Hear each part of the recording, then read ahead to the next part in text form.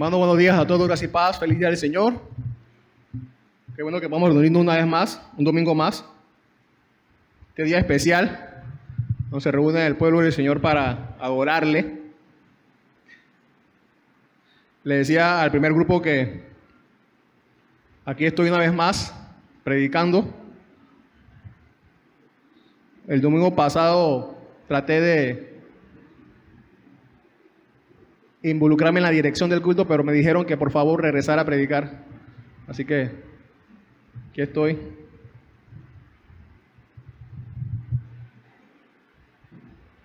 Vamos a Éxodo entonces. Capítulo 13. Vamos a ver la última parte del capítulo.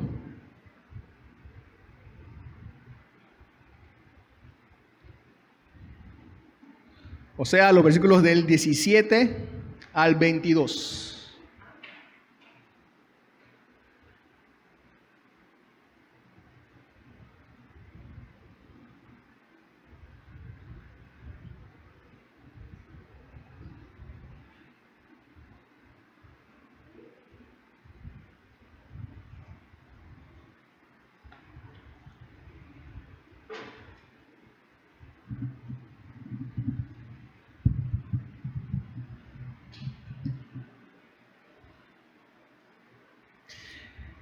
Del 17 al 22, dice así.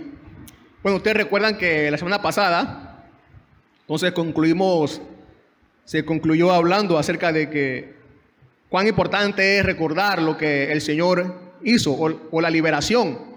Dios le había ordenado al pueblo de Israel que recordara con cuánto poder Él los había librado de la esclavitud e inclusive también transmitir esa gratitud a nuestras generaciones o a las generaciones del pueblo de Israel y también, entonces, por aplicación, también nosotros, siempre recordando con cuán poder el Señor nos sacó de la esclavitud, del pecado, para hacernos libres para Él, su pueblo. Entonces, continúa el versículo 17. Cuando Faraón dejó ir al pueblo, Dios no los guió por el camino de la tierra de los filisteos, aunque estaba cerca, porque dijo Dios, no sea que el pueblo se arrepienta cuando vea guerra y se vuelva a Egipto. Dios, pues, hizo que el pueblo diera un rodeo por el camino del desierto hacia el Mar Rojo. En orden de batalla subieron los israelitas de la tierra de Egipto. Moisés tomó consigo los huesos de José, pues éste había hecho jurar solemnemente a los israelitas y dijo, ciertamente Dios los visitará y entonces se llevarán de aquí mis huesos con ustedes. Y salieron de Sucot y acamparon en Etán, al borde del desierto. El Señor iba delante de ellos de día en una columna de nube para guiarlos por el camino y de noche en una columna de fuego para alumbrarlos a fin de que anduvieran de día y de noche. No quitó delante del pueblo la columna de nube durante el día ni la columna de fuego durante la noche. El título de la enseñanza de hoy es La continua guía de nuestro Dios.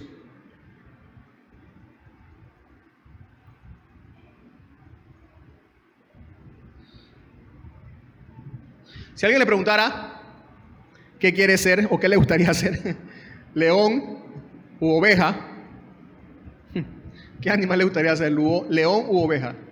¿Qué respondería? Lo más seguro que león, ¿no es así? Porque nos gusta eso de tener fuerza e independencia y ser más fuertes, ser muy fuertes como el león.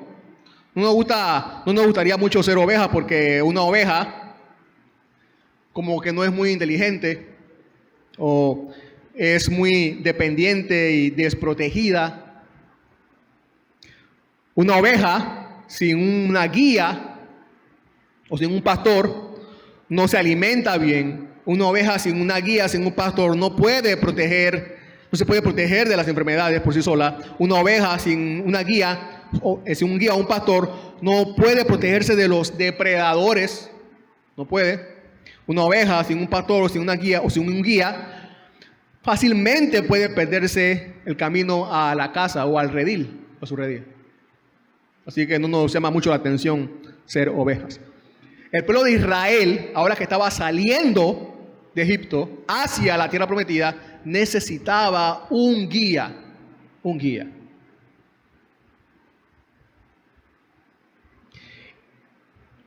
Y aunque tenían a Moisés como líder, no era suficiente la guía de Moisés. Si el pueblo de Israel iba a tener un guía de llevarlos de Egipto a la tierra prometida, tenía que ser un guía con poder sobrenatural. Con poder sobrenatural. Y bueno, ahí estaba Dios, quien era el guía, quien es el guía de ellos. Ya que si Dios no hubiera sido el guía, si ellos no hubieran tenido este poder sobrenatural que los guiara, su liberación de Egipto hubiera sido en vano o inútil.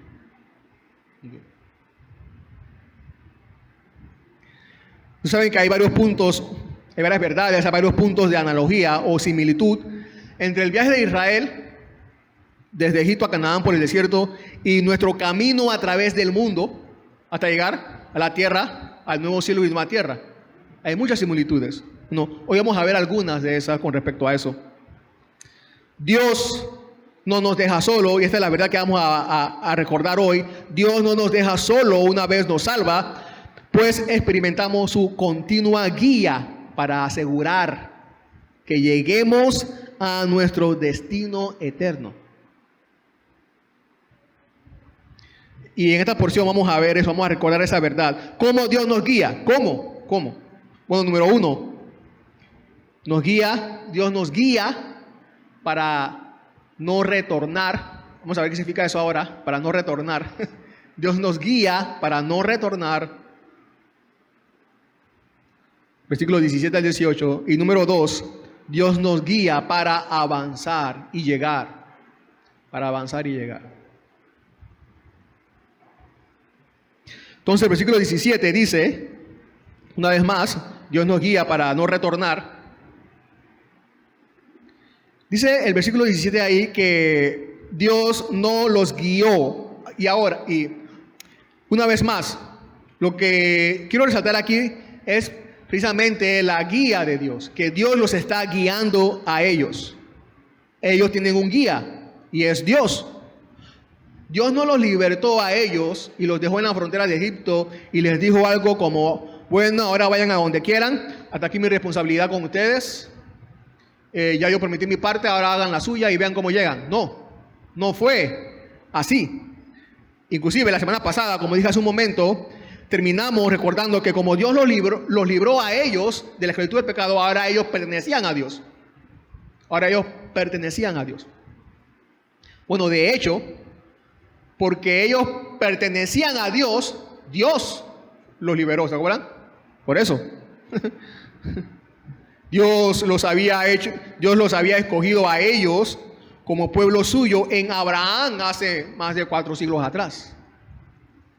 Así que porque eran suyos, los libertó.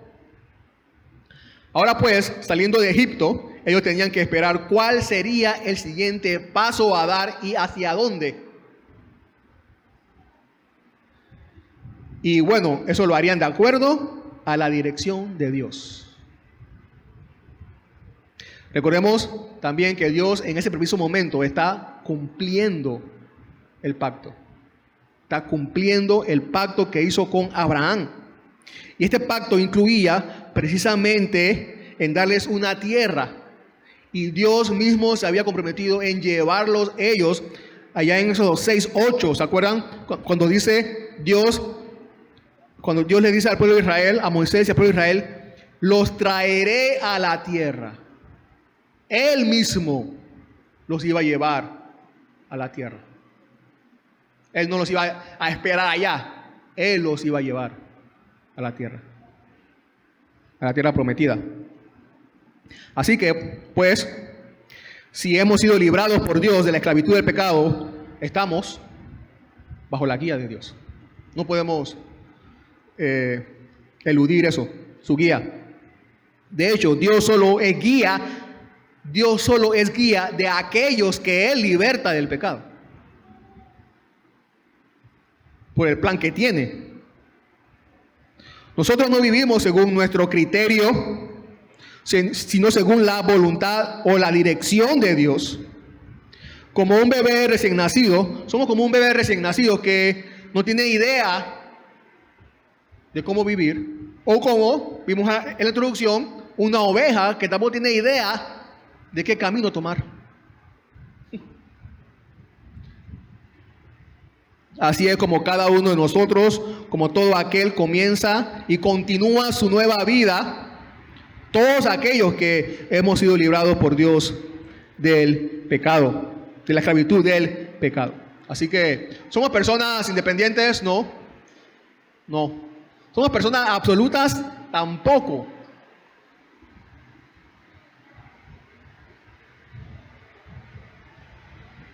No somos personas ni independientes ni absolutas. La única manera de obtener las promesas de Dios es ser guiados por Dios. No puedes o nadie puede esperar llegar a la tierra que Dios promete sin ser guiado por Dios.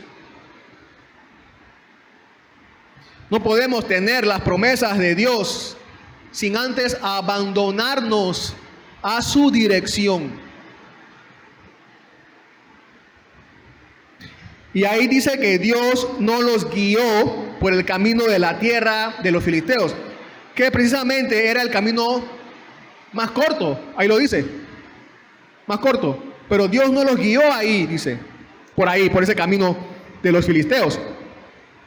Y dicen algunos comentaristas que precisamente por ahí pasaban muchas caravanas y que de Egipto a Canaán tomaría 10 días o 2 semanas máximo. Así de cerca estaba.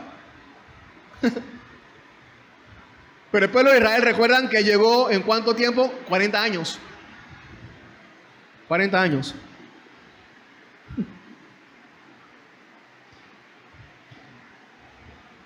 Dios no los guió por ahí. Dice que la razón no sea que el pueblo se arrepienta cuando vea guerra y se vuelva a Egipto. Dios conoce muy bien las debilidades de su pueblo. Así que Él no permitiría que su pueblo se arrepintiera de ir a la tierra prometida. No. Él es lo suficientemente poderoso, ya lo demostró en Egipto. Él es lo suficientemente poderoso y sabio para cuidar que su pueblo no vuelva atrás. Si Dios los hubiera dejado a ellos solos, ellos hubieran regresado a su antigua vida en Egipto. Si Dios no hubiera estado dirigiéndolos, ellos hubieran vuelto a ser esclavos de Egipto. Dios no permitiría que su pueblo volviera a ser esclavo en Egipto, esclavo de Faraón. Así que Dios sigue interviniendo con su poder y con su sabiduría, en este caso a través de su dirección, para que su pueblo no vuelva a tener la condición que antes tenía, estando en esclavitud. Dios no permitirá que el pueblo de Israel vuelva a ser esclavo de Egipto. Y Dios no permitirá que nosotros volvamos a ser esclavos del pecado.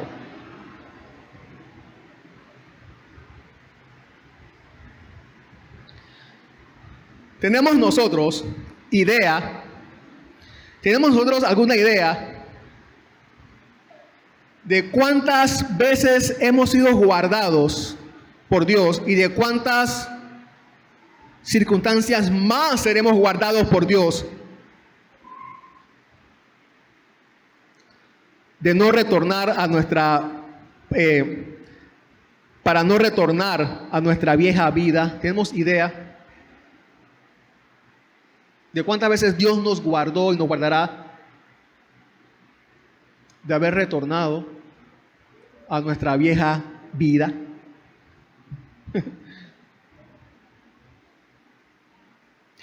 Y no me refiero solo a experimentar circunstancias trágicas, porque de repente pensamos en esas circunstancias que son las que pueden hacernos menguar nuestra fe y dudar de Dios y hacernos creer que si volvemos a nuestra vieja vida estamos mejor que ahora.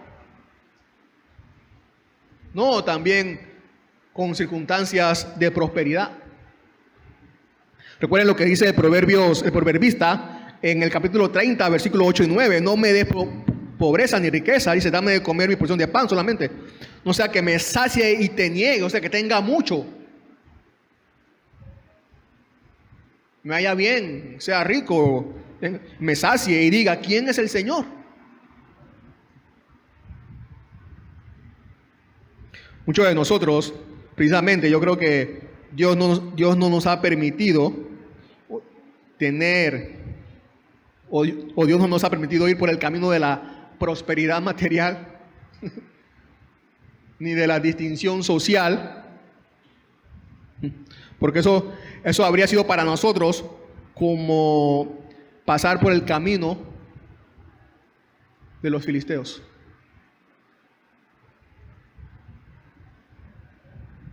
Por nuestra debilidad hubiéramos regresado a nuestra vieja vida.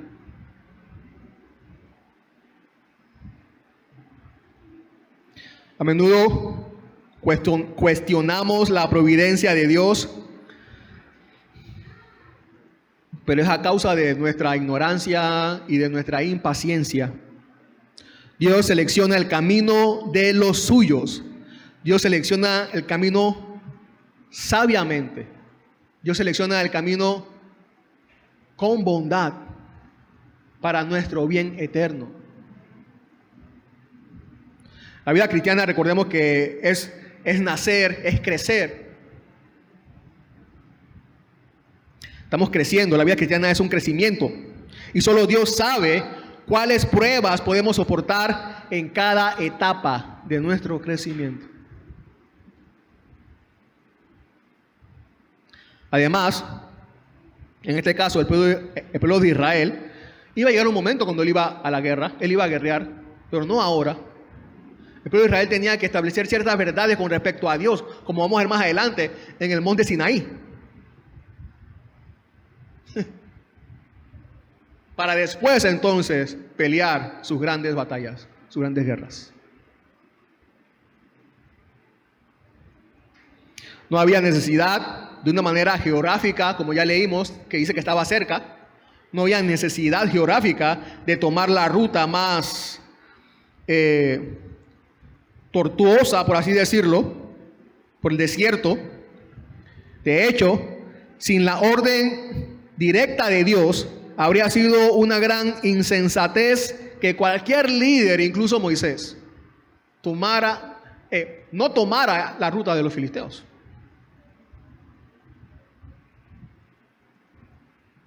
¿Cómo no tomar esa ruta? Y con tan grande pueblo y tan desprovisto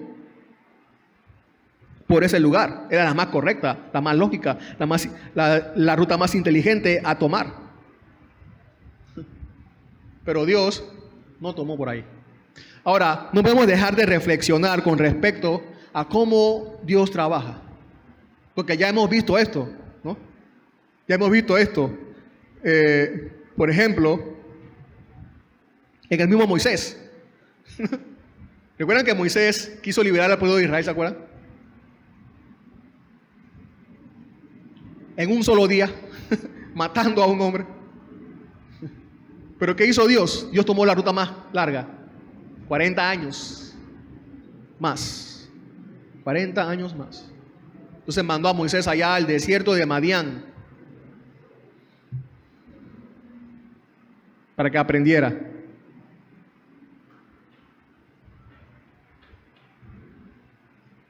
Ahora, si vamos más atrás también en la historia, vemos también el mismo principio, el mismo modo de actuar de Dios en la vida de José. También.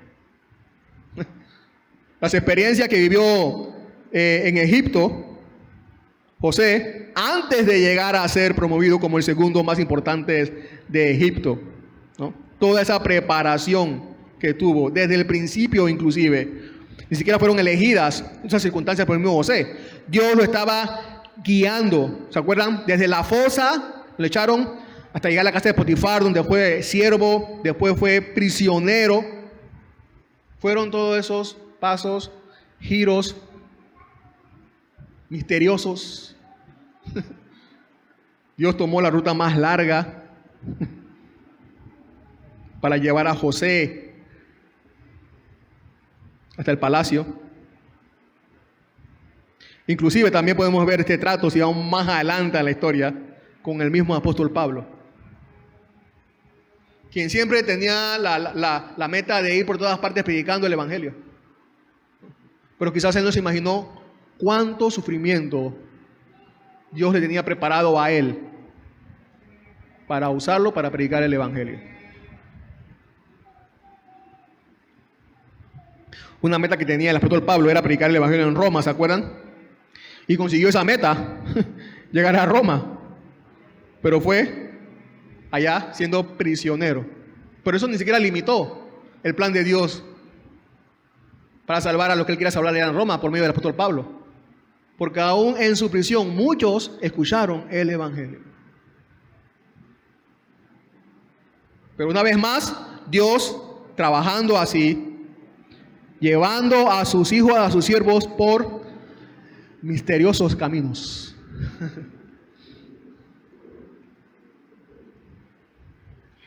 El camino de nuestra vida rara vez se torna en lo que esperamos que sea, pues el curso de la providencia de Dios a veces toma giros extraños.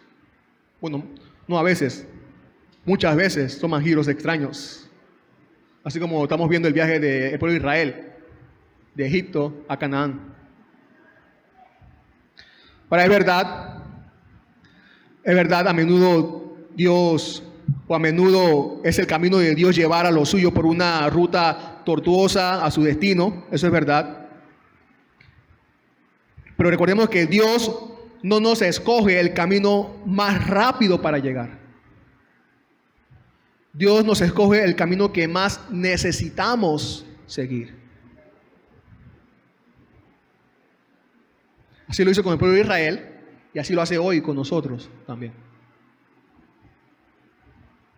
En el Salmo 23, versículos 3 y 4, ustedes recordarán que el salmista habla ahí de diferentes senderos, no solamente de uno, sino de diferentes caminos. En el versículo 3 menciona senderos de justicia. Dice que Dios, su pastor, lo guía por ahí. Pero no solamente por senderos de justicia, también por senderos de ¿qué? Por valle de sombra de muerte también. Pero aún allí dice el salmista, que Dios le infunde aliento. ¿Para qué? Para llegar a su destino, para llegar a morar en su casa por largos días. ¿Se acuerdan de Pedro? Cuando el Señor le dijo, allá en Lucas 22, 31 y 32, Simón, Simón, mira que Satanás los ha reclamado a ustedes para zarandearlos como a trigo, pero yo he rogado por ti para que tu fe no falle.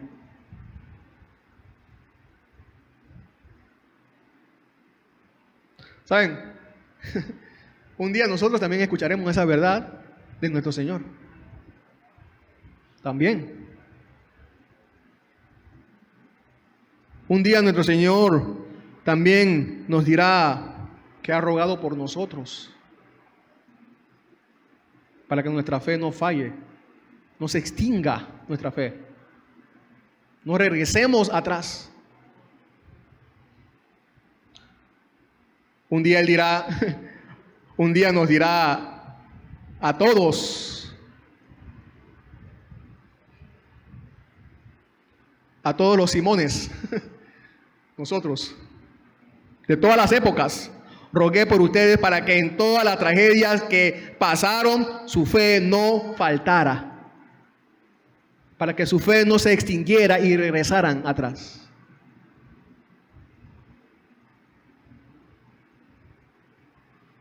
Así como Dios está guiando al pueblo de Israel para que no vuelva atrás, Dios nos está cuidando a nosotros para que no volvamos atrás también. Podemos cantar, por eso que podemos cantar nosotros, no vuelvo atrás, no vuelvo atrás. Si Jesús está rogando por nosotros, nuestra fe en sus promesas nunca se extinguirá, nunca. Y nunca volveremos atrás.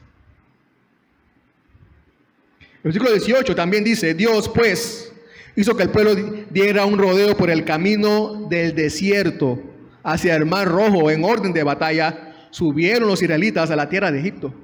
Como el pueblo de Israel, el curso divino también a nosotros puede llevarnos al desierto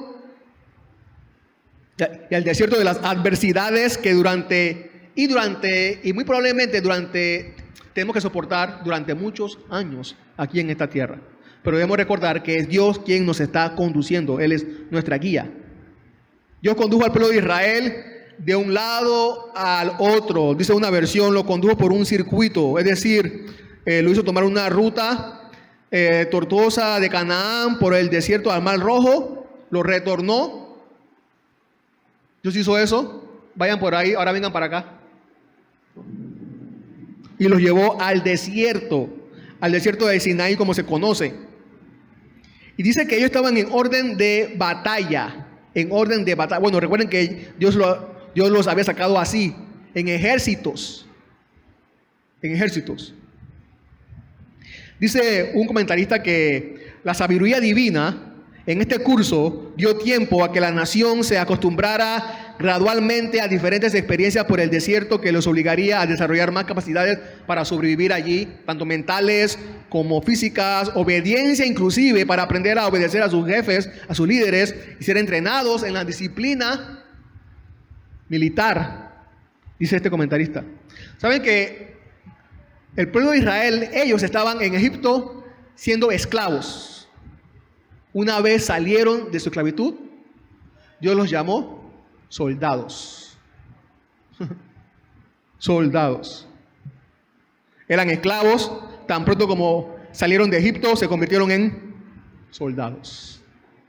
De esclavos a soldados. Antes ellos estaban con los egipcios, ahora están contra los egipcios. Así nosotros con nuestros pecados. Antes nosotros nos deleitábamos en nuestros deseos para no hacer la voluntad de Dios. Ahora peleamos contra nuestros deseos para hacer la voluntad de Dios. Antes éramos esclavos de ellos. Ahora somos soldados que peleamos contra ellos.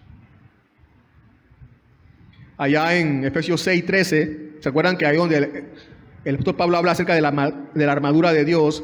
Dice, por tanto, en el 13, tomen toda la armadura de Dios para que puedan resistir el día malo y habiendo hecho todo, estar firmes.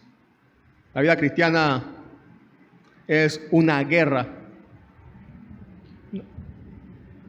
Y como dijo alguien, dice, en esta guerra no hay bajas. Una vez que usted y yo, los soldados de Dios, hemos sido alistados, debemos marchar bajo el estandarte del capitán de nuestra salvación. Y también, como dice Matthew Henry, la armadura cristiana está hecha para usarse y no es posible dejar la armadura hasta que hayamos terminado nuestra guerra y finalizado nuestra carrera. No hay vuelta atrás. Somos soldados de Cristo. Somos llamados así. Antes esclavos, ahora soldados de Cristo. Pero somos soldados de Cristo no para luchar y obtener todos nuestros sueños. Somos llamados soldados de Cristo para no renunciar a nuestra herencia eterna. Para eso. En el Salmo 74, 21, dice el salmista: mira el pacto, Señor, porque los lugares tenebrosos de la tierra están llenos de moradas de violencia. Y eso no ha cambiado hoy, sobre todo para el pueblo de Dios. Este mundo sigue lleno de lugares tenebrosos y llenos de moradas de violencia para el pueblo de Dios. Y continúa diciendo: no vuelva avergonzado el oprimido, alaben tu nombre el afligido y el necesitado. No vuelva avergonzado.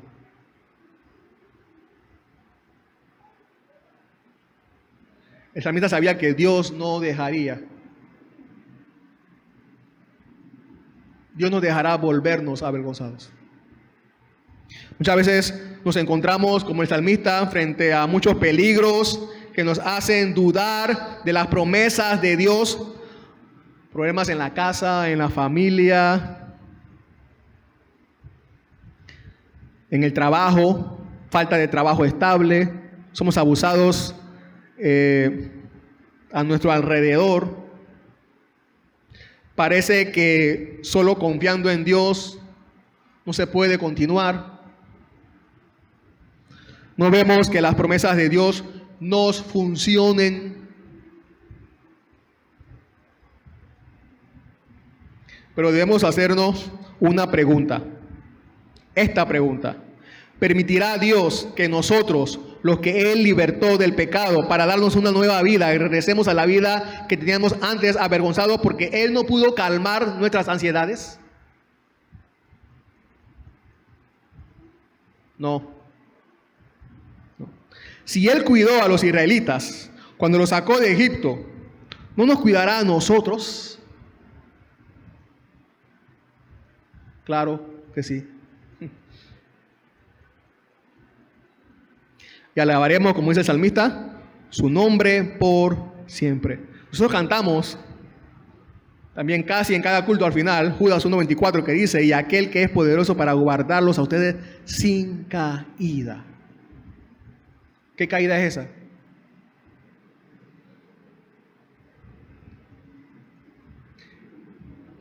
Esa caída de pensar irnos para atrás, arrepentirnos de seguir a Cristo, de esa caída, de esa caída. Él es poderoso para guardarnos de esa caída. El gran Dios, nuestro Salvador, es capaz de guardarnos, de guiarnos. Imagínense esto. Imagine un bote con casi todas las maderas sueltas.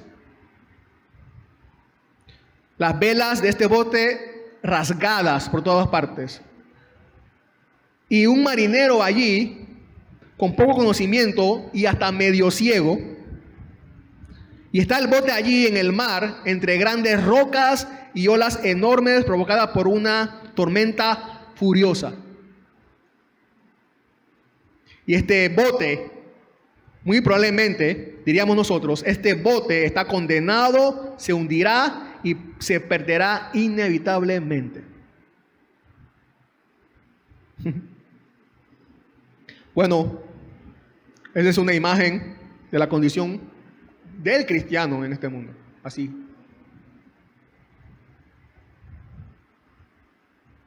Pero supongan que, o imaginemos que en vez de, está el mismo bote, ¿no? Pero en vez de este marinero con poco conocimiento y medio ciego, en vez de ese marinero, está el marinero más experto de todo el mundo tratando de salvar ese bote ahí en medio de esa tormenta. Imagínense eso. ¿Qué pensaríamos entonces? Bueno, por lo menos creemos que puede haber una posibilidad de que el bote no se hunda y se pierda.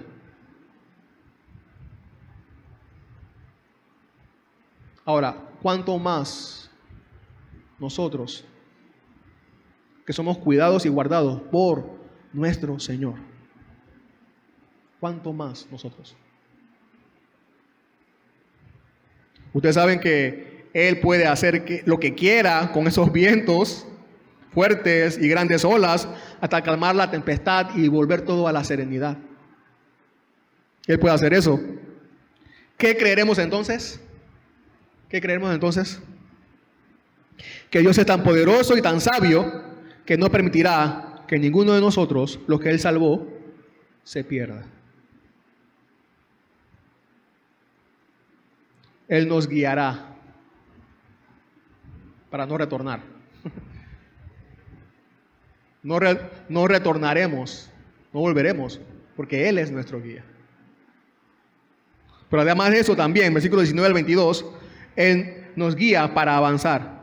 Nos guía para avanzar. Moisés tomó consigo los huesos de José, pues había hecho jurar solemnemente, recordemos allá en Génesis al final, a los israelitas, y dijo: ciertamente Dios los visitará y entonces se llevarán aquí mis huesos con ustedes. Un comentarista dice que es más, que cada tribu tomó los huesos de su patriarca y que Moisés tomó los huesos de José. Salieron de allí con los huesos de José. ¿Se imaginan? Nunca fue tan largo el traslado de un cuerpo a su tumba. Allá en Josué 24:32 se narra cuando llegaron los huesos de José y lo enterraron.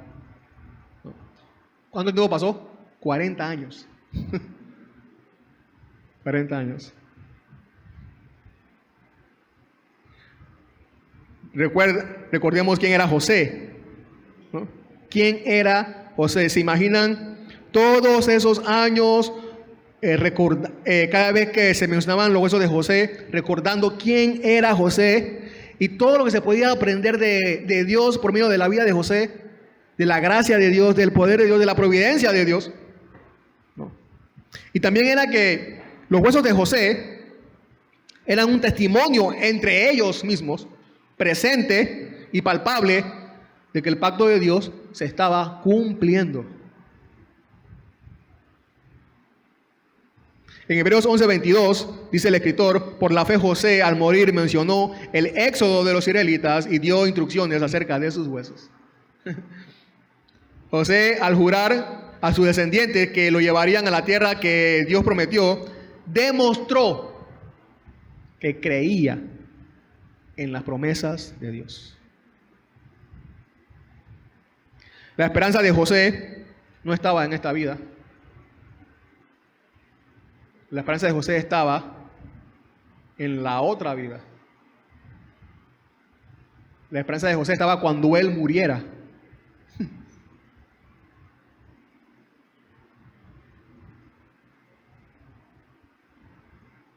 Recuerden que José llegó a ser poderoso en Egipto.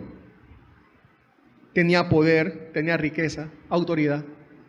¿Qué más se podía pedir? ¿Qué más pudiera pedir una persona? ¿Qué más? Él lo tenía todo allí. ¿Por qué no dejar sus huesos allí en Egipto? Egipto le había dado tanto a José, ¿no es así? Todo a José. ¿Por qué no dejar sus huesos allí? Bueno, porque José sabía que él llegó a ser tan poderoso allí en Egipto solo porque él era una pequeña pieza en el gran plan eterno de Dios. Por eso. Entonces, ¿qué vale la pena en esta vida? ¿Qué vale la pena en esta vida? Lo que vale la pena entonces en esta vida no es el poseer muchas cosas aquí, sino el estar en el centro de la voluntad de Dios y ser parte del cumplimiento eterno, del plan eterno de Dios. Nosotros no gozaremos completamente nuestra esperanza en esta vida, no, sino después que morimos. Después que morimos. Es donde gozaremos completamente nuestra esperanza en Cristo.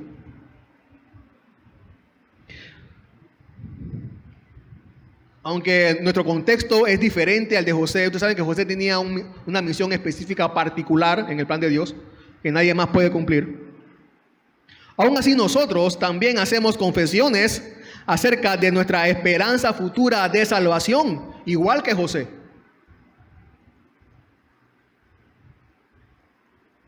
Cuando, por ejemplo, públicamente cantamos acerca de esa verdad, cuando estemos allá, sabemos, en nuestras canciones sabemos que vamos a estar allá.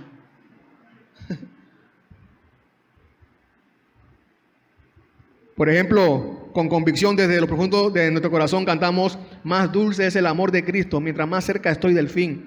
Disfrutaré su amor por siempre, ante su trono estaré. Me llenará el amor de Cristo, a su rostro contemplar. Yo le amaré por siempre, su alabanza cantaré.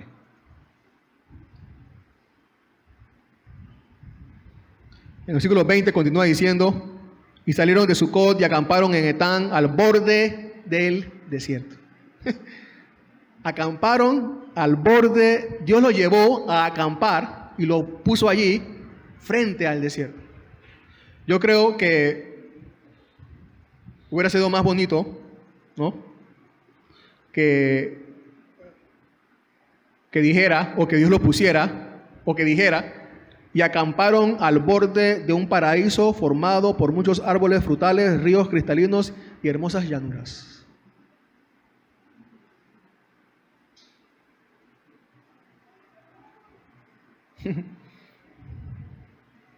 Alguien dijo que al borde del desierto ellos estaban al borde de un gran misterio.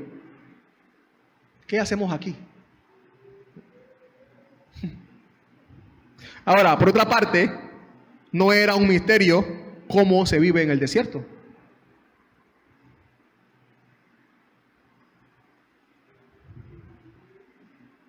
Lo bueno con respecto a Dios es que Dios les mostró el camino tal cual. El camino a seguir tal cual. El desierto.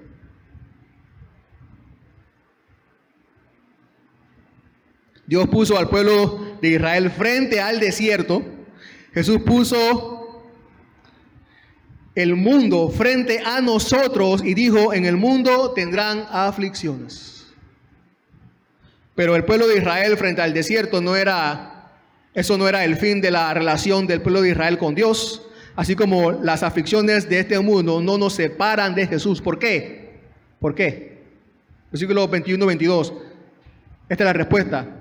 El Señor iba delante de ellos de día en una columna de nube para guiarlos por el camino, y de noche en una columna de fuego para alumbrarlos, a fin de que anduvieran de día y de noche.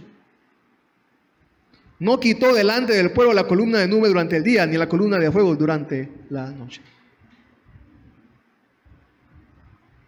Más adelante, en el siguiente capítulo, vamos a ver que también a esa misma nube se le dice, o columna, se le dice el ángel de Dios. Esa misma columna se le dice el ángel de Dios. Que ese era el ángel de Dios. Y por eso algunos creen, bueno, y se acuerdan que también en Éxodo 3, cuando está la llama ardiendo, el mismo Moisés dice que ese era el ángel del Señor, el que estaba ahí. Es por eso que algunos creen que esa columna era la segunda persona de la Trinidad, el Hijo de Dios. Y por supuesto tenía esta forma de columna debido al tamaño de la extensión del pueblo de Israel.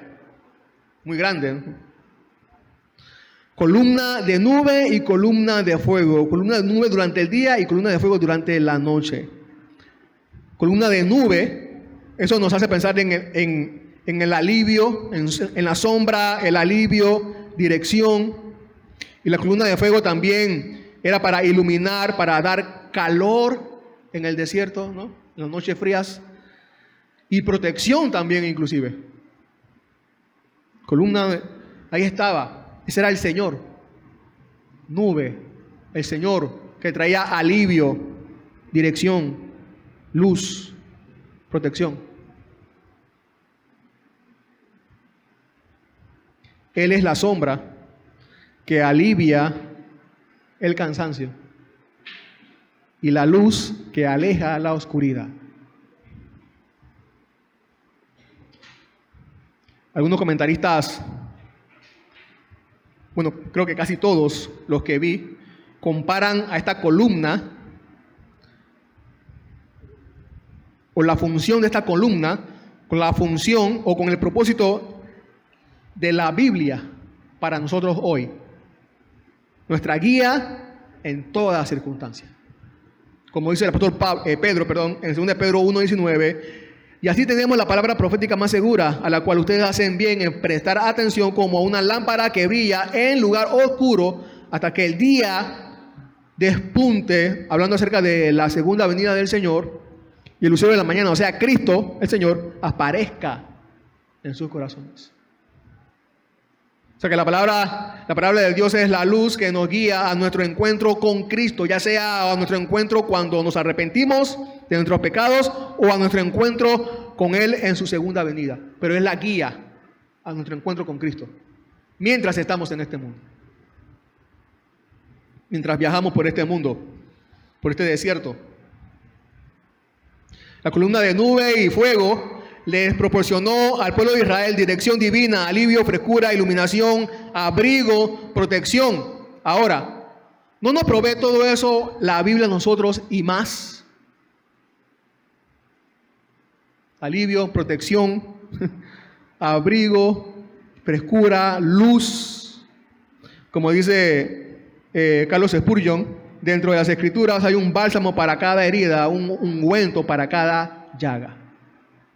Para cada necesidad nuestra hay una promesa en la Biblia que la cubre. La palabra de Dios está destinada a consolar el corazón, nuestro corazón, en todos los estados de ánimo de la vida.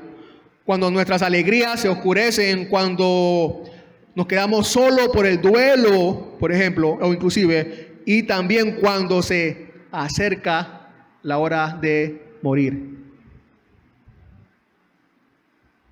En esos momentos en esos momentos específicos, la Biblia es nuestro principal consuelo.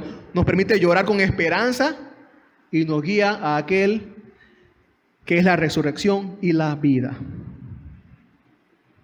Otra vez, la columna ayudó a la salida del pueblo de Israel de la esclavitud de la esclavitud al descanso. Así la Biblia también es la mejor ayuda que usted y yo podamos tener para caminar por esta vida hacia la siguiente vida. Alguien dijo, caminan mejor en el desierto de la vida quienes prestan más atención a la palabra de Dios. Otra vez, como la columna de nube fue dada, o como la columna fue dada para guiar y consolar, así la Biblia está diseñada para guiarnos, para consolarnos en todo tiempo. Sin la Biblia, así como el pueblo de Israel sin esa columna se perdería, así nosotros sin la Biblia también nos perderíamos en este amplio desierto, en este mundo.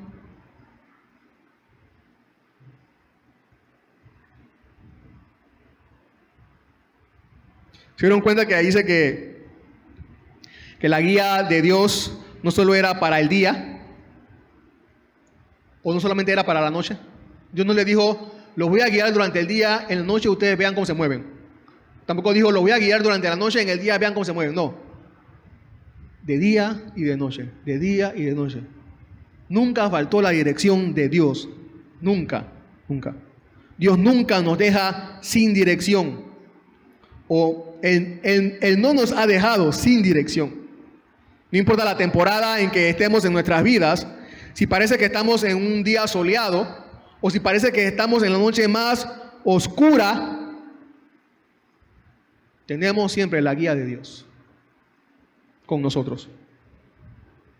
Así que no debemos detenernos, hermanos, hermanas, no se detenga. Tenemos a nuestra disposición la mejor tecnología para no perdernos, que es la palabra de Dios.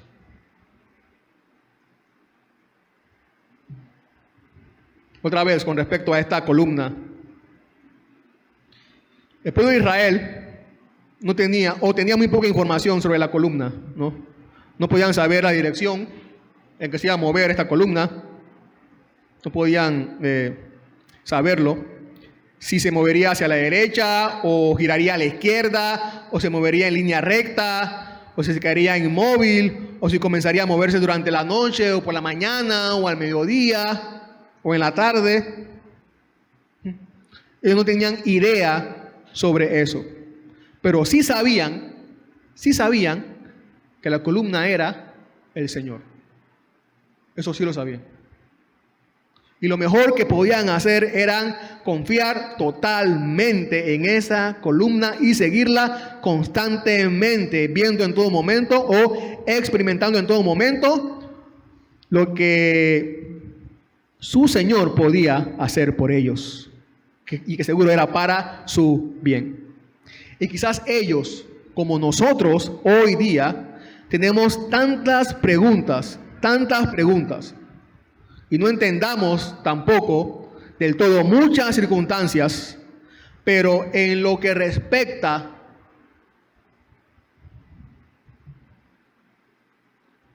con la pregunta ¿hacia dónde vamos? ¿Estamos claros?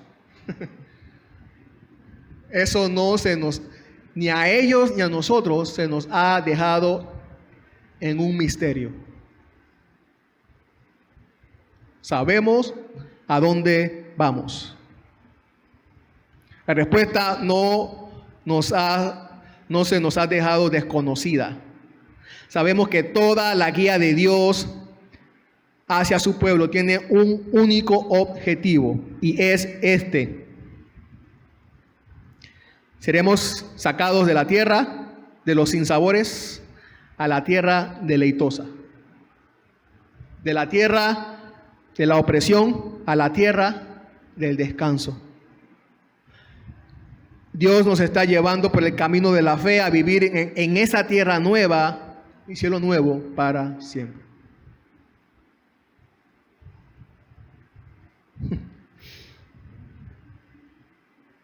Cuando yo era adolescente, como unas 2 o 3 veces, me quise ir de la casa, ¿no? Sobre todo cuando mis padres me regañaban. Me voy de la casa, ¿no? Luego me veía, comenzaba a pensar en mí viviendo debajo de algún puente, ¿no? Sin cama, sin comida, sin ropa, sin dinero, sin familia.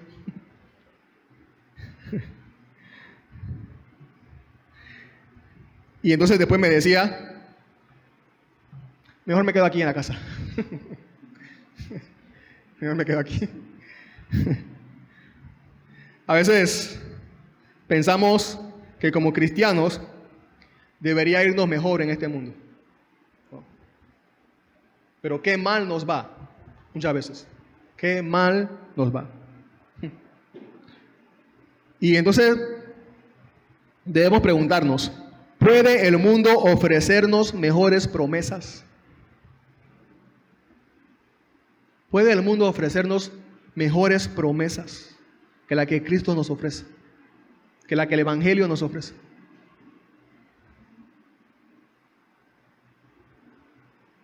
No puede.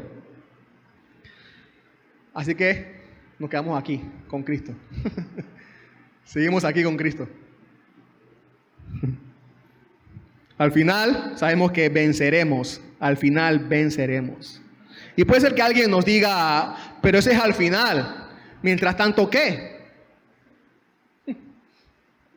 Bueno, entonces nuestra respuesta es, sí es al final, pero ese final llegará. Llegará. Y ese final un día se convertirá en el principio de nuestra vida completa, eterna, de nuestra vida completa ahí para siempre. Así que sí, que Dios nunca nos deje de guiar, que Dios nunca nos deje de guiar, que Él siempre sea nuestra guía de día y de noche. Oremos. Señor, gracias por tu palabra.